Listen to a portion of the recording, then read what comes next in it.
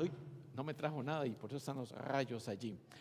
Muy bien, voy a continuar ya casi voy a cerrar esta serie de mensajes de la época de verano. Ya el próximo domingo será el último domingo del mes de agosto, como saben ustedes, y vamos a ir avanzando con esta serie de mensajes que tiene que ver con arraigados, cuando estamos arraigados con buenas raíces, de una forma simbólica, podríamos decir así, o metafórica, en el sentido de que así como un árbol necesita profundas raíces para crecer, para ser frondoso y dar fruto, de la misma manera nosotros necesitamos estar arraigados en algunos principios y valores, y esos valores, he dicho, son innegociables o deberían ser innegociables. De lo contrario tendríamos, digamos, una contradicción mental. Si pensamos, por ejemplo, algo tan simple que uno sabe que mentir es malo, pero si uno lo hace, eso crea una contradicción, un conflicto mental, y hay que tener cuidado con ello. Por eso decíamos que esos valores debieran ser o deben ser innegociables, dependiendo cómo lo queramos presentar nosotros. Y aquí tengo algunas frases relacionadas con ese tema de lo que es innegociable. No renuncies nunca a tus valores en tu afán por gustar a los demás. Es cierto que muchas veces nosotros queremos agradar a los demás, queremos, digamos, calzar con el grupo, sentirnos que estamos en sintonía con los demás, y eso podría ocasionar que cedamos a nuestros principios y valores.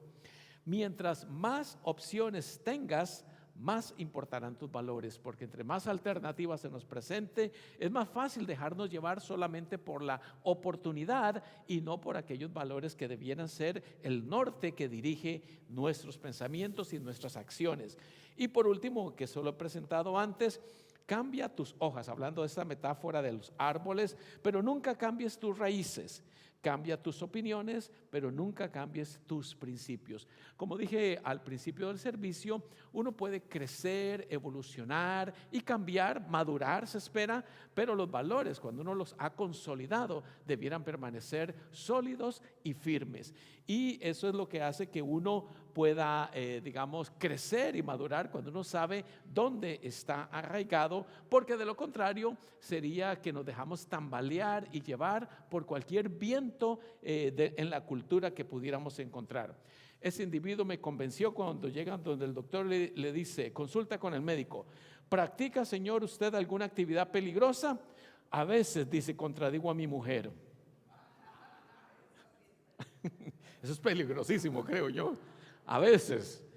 Y ese otro doctor, a ver cuántos se ponen en las manos de ese doctor, dice, tranquilo, Jorge, es solo un pequeño corte con bisturí, no estés nervioso. Y dice el paciente, doctor, yo no me llamo Jorge. Lo sé, Jorge soy yo. Qué terrible, ¿verdad? Las cosas así. ¿Cuántos se operan con ese doctor? Haciendo su primera operación, imagínense. Tranquilo, Pastor Adolfo, es el primer sermón, todo va a salir bien, tómala suave. Bueno, la semana pasada y hoy también voy a tocar un poquito la carta a los romanos, que fue lo que mencioné anteriormente, y básicamente pongo ese mapa para ubicarles a ustedes de forma geográfica e histórica de que Pablo escribe esta carta, el apóstol Pablo escribe la carta a los romanos, que quiere decir los cristianos que se encuentran, o la iglesia que se encuentra en la ciudad de Roma.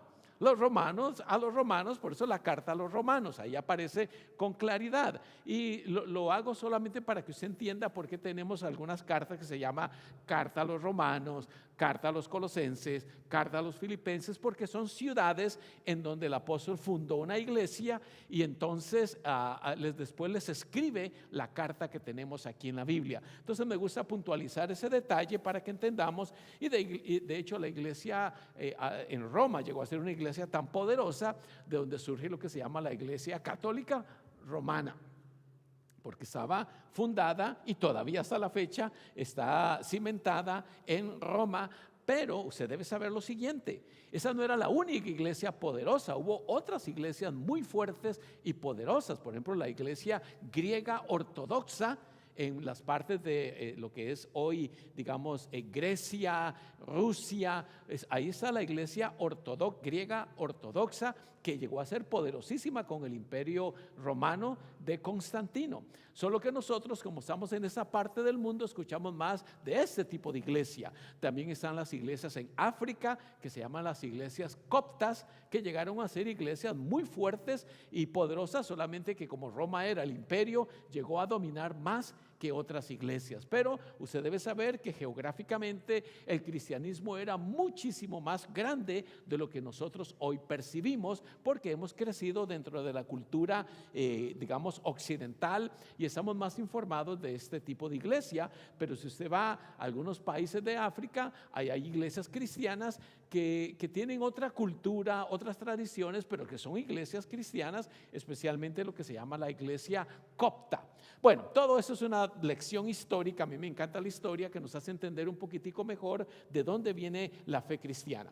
Bueno, hablando de Roma, Pablo escribe en la carta a los romanos: no se amolden al mundo actual, sino sean transformados mediante la renovación de su mente. Así podrán comprobar cuál es la voluntad de Dios, una buena, agradable y perfecta. Vamos a pausar aquí brevemente porque quiero enfocarme en ese tema de una mente renovada. Eso es lo que dice el apóstol Pablo aquí. Miren otra vez con más detalle. No se amolden al mundo actual. Note ese detalle, no acoplarse. Es decir, uno ve en las tendencias culturales que cambian, y uno podría amoldarse con cualquier tendencia. Y aquí el apóstol Pablo dice: tengan cuidado de no amoldarse. Es decir, habrá cosas buenas en la cultura y habrá otras cosas que no son tan buenas. Uno tiene que evaluarla arraigado en sus principios. He ahí la diferencia. No se amolden al mundo actual, sino sean transformados, y miren aquí el detalle, mediante la renovación de su mente.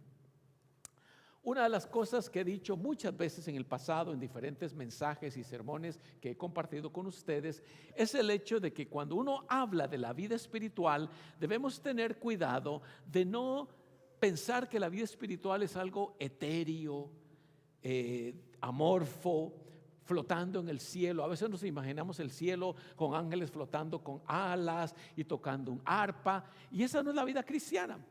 Nosotros estamos arraigados en esta tierra, en este mundo, y Dios quiere que nosotros actuemos y cambiemos las cosas en la tierra donde estamos. No debemos pensar que la vida espiritual es algo, como digo, etéreo, que está flotando en el aire. No, la vida cristiana tiene que ver con la mente. Y el apóstol Pablo lo dice, no solo en esta carta, sino en varias otras, que debemos renovar nuestra mente. ¿Y cómo renovamos la mente? Esa sería la pregunta. Bueno, de eso voy a hablar brevemente hoy, pero la mente es tan importante que es lo que controla la vida espiritual. De hecho, está comprobado que cuando una persona, digamos, se golpea la cabeza muy fuerte y se golpea parte del cerebro, ya no es la misma persona. Puede ser que esa persona pierda alguna función, como la función del habla, algún movimiento en el cuerpo, o hay personas que pierden por completo la conciencia y no recuerdan ni siquiera quiénes son.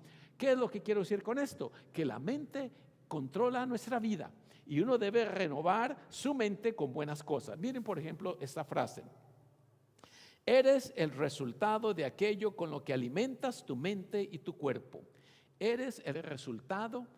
Lo que nosotros somos, reflejamos, cómo nos movemos, cómo actuamos, cómo respondemos, tiene que ver con lo que hay aquí implantado, porque puede ser que nuestros padres nos hayan implantado buenas cosas, en el sentido de buenos principios, un amor que nos enseña a amarnos a nosotros mismos y al prójimo, o pudiera ser que vengamos de un hogar donde los padres o alguno de ellos nos decía: eres un bobo, no sabes hacer nada, y crecemos con esa mentalidad. ¿No es cierto que uno evoca muchas veces situaciones del pasado que aún se presentan? Puede ser una persona que quizás sufrió algún tipo de abuso físico, emocional, psicológico, y todavía en su tiempo de ser adulto refleja y arrastra las cadenas de ese pasado. ¿Sí o no? Cuesta superar esas cosas. Por eso nosotros los padres debemos tener mucho cuidado en la forma en que hablamos y tratamos a nuestros hijos, porque vamos a dejar huellas casi indelebles, casi,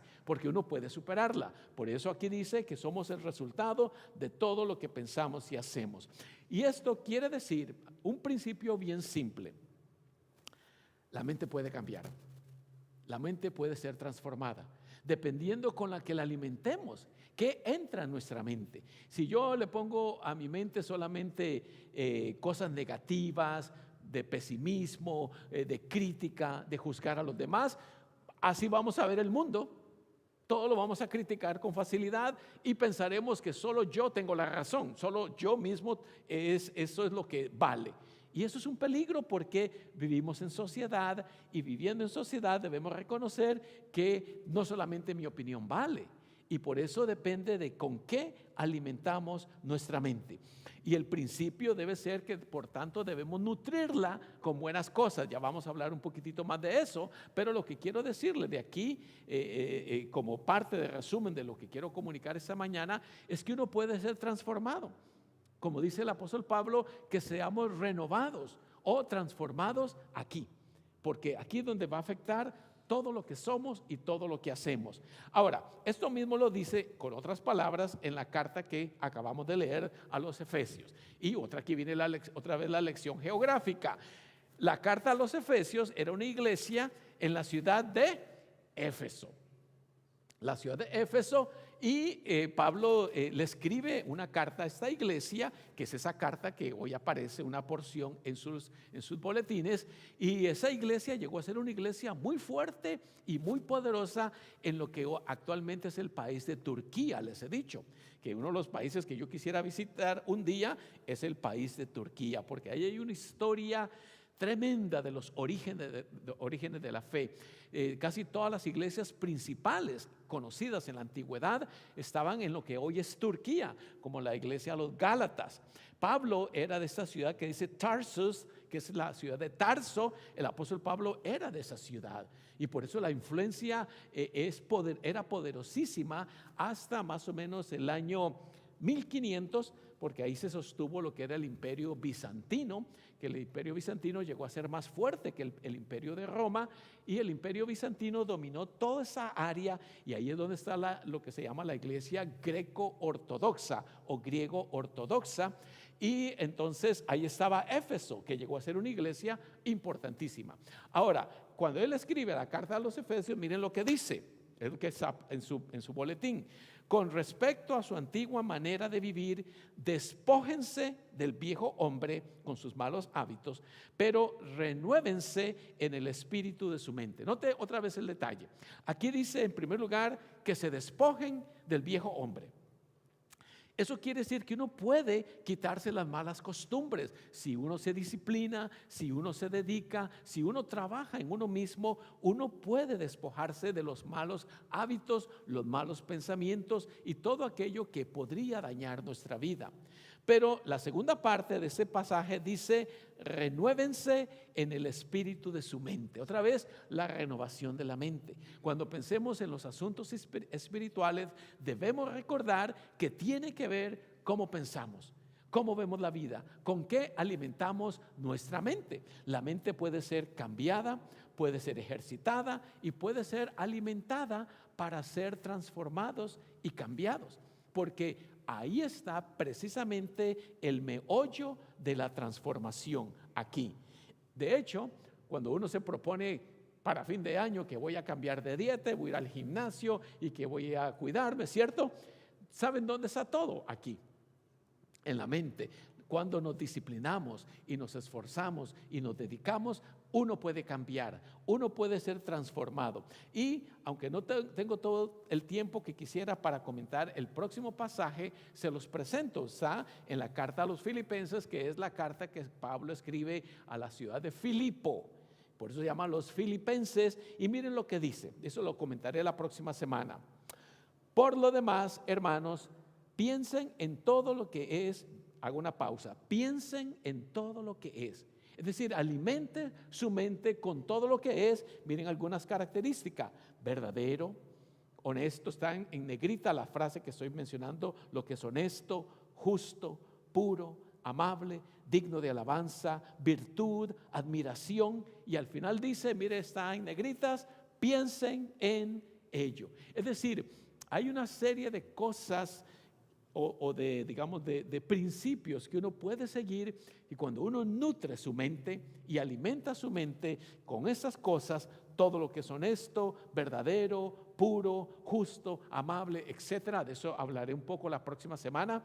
Eso hace que nuestra mente sea transformada, sea cambiada, que nosotros podamos cambiar. No debería de existir la excusa de que, bueno, es que yo soy así, es que así me criaron a mí, es que yo no puedo cambiar. Claro que sí. Claro que es posible cambiar nuestros malos hábitos, cualquiera que ellos sean. No voy a entrar en detalles en esta oportunidad, usted se conoce mejor que nadie, pero todos tenemos cosas que podemos cambiar. Nuestra manera de hablar, nuestra manera de tratar a los demás, nuestra manera de pensar. Todo esto influye en nuestra vida y por eso Dios quiere que nuestra mente sea transformada para así poder experimentar el triunfo. Y ahora que la paz de Dios, que sobrepasa todo entendimiento, guarde sus corazones y mentes en Cristo Jesús, Señor nuestro. Amén. Vamos a posponer el cántico, Andrés, un momentito. La familia del bautismo está aquí. Sí, tenemos un bautismo. Dolca, me hace el favor de ir atrás donde aparece el slide del bautismo. Voy a invitar entonces a la familia del bautismo que por favor me acompañe aquí a la fuente bautismal.